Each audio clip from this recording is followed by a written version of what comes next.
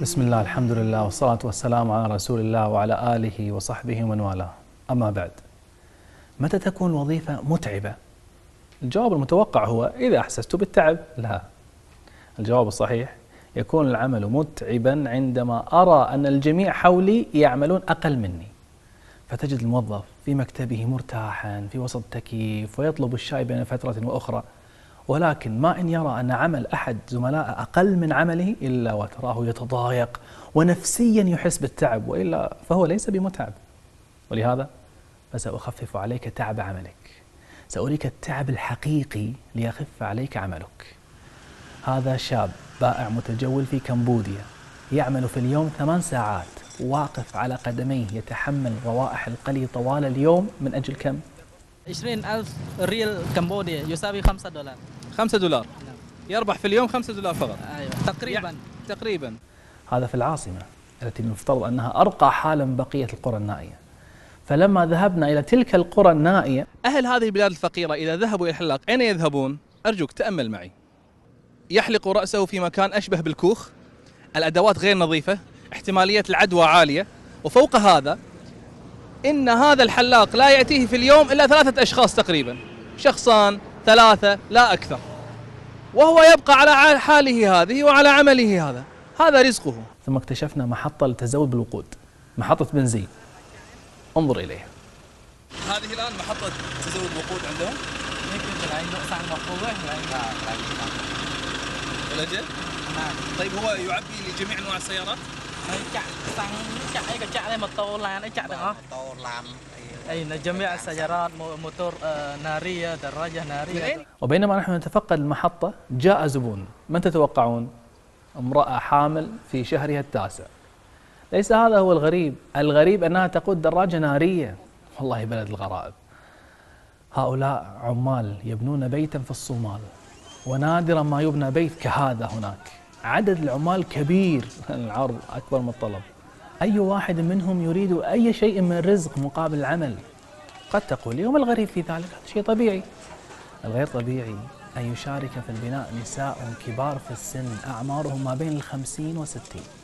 منذ متى النساء الكبيرات في السن يعملن في بناء البيوت؟ هل تظن أنهن يرغبن بذلك؟ إنها الحاجة، ولأن بنيتها لا تقوى على حمل هذه الأوزان ولا العمل بهذا المجال، فإن المسكينة تضطر إلى ربط قدميها بأكياس سميكة لتتمكن من إنجاز هذه المهمة. بالله عليكم، ما هو شعور الابن وهو يرى أمه تعمل هكذا؟ سؤال لأخواتي الكريمات، من أجل الحصول على 50 دولار في اليوم، هل أنت مستعدة للمشي على قدميك ساعتين في وسط الصحراء، تستلمين المبلغ ثم ترجعين مرة أخرى ساعتين؟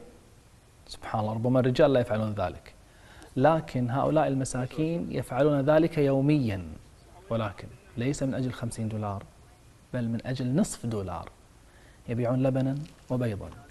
قد يقول قائل نعم صحيح أن ما يساوي نصف دولار قليل، ولكن معيشتهم رخيصة. هذا غير صحيح. أنا كنت هناك، معيشتهم ليست رخيصة. نعم إنها ليست غالية، ولكنها ليست رخيصة أيضا. الطعام والشراب ليس رخيصا. إنه ليس الرخص، إنه الفقر.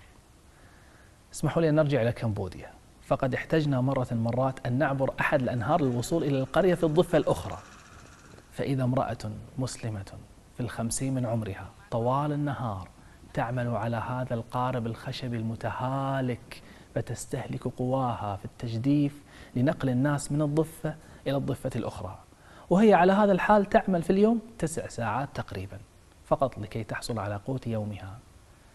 هل تريد أن ترى التعب الحقيقي للوظيفة؟ لقد وجدنا طفلة عمرها 10 سنوات تعمل بالضبط مثل عمل تلك المرأة العجوز. طفلة عمرها 10 سنوات تعمل هذا العمل، تنقل الركاب من مكان إلى مكان من الفجر وحتى أذان المغرب، أكثر من 10 ساعات وهي تعمل هذا العمل من أجل كم؟ تقريبا دولار أو أقل من دولار في اليوم. الأغرب أنها لم تبدأ العمل من هذا السن، بدأت في سن 8. كنت أظن أنها لم تذق طعم الدراسة، فإذا هي تتوقف عن العمل للدراسة في مدرسة مسائية ثم ترجع العمل مرة أخرى في النهار. فإذا كان هذا تعب النساء في هذا النهر، فما هو حال الرجال؟ هذا رجل عمره 58 عاما، انظر كم يحتاج من الوقت لكي يعمل. لماذا هو الآن جالس هنا؟ يجهز من العصر ايوه من العصر ويبدأ من الليل، من الليل بعد العشاء مباشرة، بعد العشاء إلى الفجر. متى ينام؟ ينام في النهار بعد الفجر ينام. وعلى هذا التعب كله كم يبيع في اليوم؟ أي منغيب عن هذا ممكن دولار ونص. أظن أن عملك ليس متعبا أبدا إذا قارناه بالمعيشة الصعبة التي يعيشها كل هؤلاء. هذه المعاناة من الناس تقابلها قصص نجاح رائعة. ذهبنا إلى تنزانيا فوجدنا قصة غريبة لمجموعة من النساء الكبيرات في السن اللاتي يجتمعن لدراسة القرآن، وأردنا أن يجعلن لهن دارا لتعليم القرآن، فقمنا بإنشاء مشروع تجاري صغير وبسيط جدا. احتاجوا إلى رأس مال لإنشائه كان عبارة عن 200 يورو، اقترضوها وبدأوا مشروع بيع صابون. كما تشاهدون الآن هذه عملية صناعة للصابون بدائية، في الحقيقة عبارة عن أشياء ومركبات أولية، ولكن الناس يقبلون عليها لأنها أرخص من الموجودة الآن في الأسواق وغيرها اللي تأتي مستوردة من الخارج. يتناوبنا، تأتي امرأة تلو امرأة من أجل أن يخلطنا هذا المسحوق لكي يخرج في شكله النهائي. أتدري كم رصيدهم الآن؟ 12 مليون بالعملة التنزانية.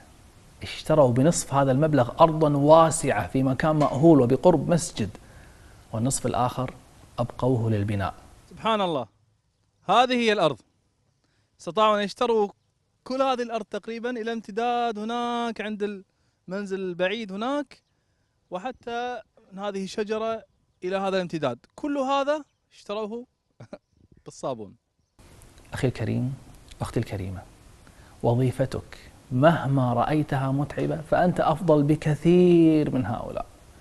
نعم، اطمح واعمل واجتهد للوصول إلى أفضل ما تستطيع، لكن أرجوك في النهاية ارضى عن ربك، فوالله بعد هذه الرحلة التي رأيتها بعيني إنه سبحانه قد أكرمنا كثيرا في بلادنا، ولكننا لم نستشعر حقيقة الذي نملكه. قال رسول الله صلى الله عليه وعلى آله وسلم: فمن رضي فله الرضا ومن سخط فله السخط. أسأل الله أن يرضى عنا. اللهم ارضى عنا، اللهم ارضى عنا، وأدم نعمتك علينا. اللهم اكتب لنا سعادة لا شقاء بعدها. اللهم ارزقنا لذة النظر إلى وجهك الكريم. اللهم اجمعنا جميعا في الفردوس الأعلى. اللهم اجعل صحبتنا في القيامة مع نبيك صلى الله عليه وعلى آله وسلم، واجعل الملتقى في الفردوس الأعلى. اللهم آمين، والحمد لله رب العالمين.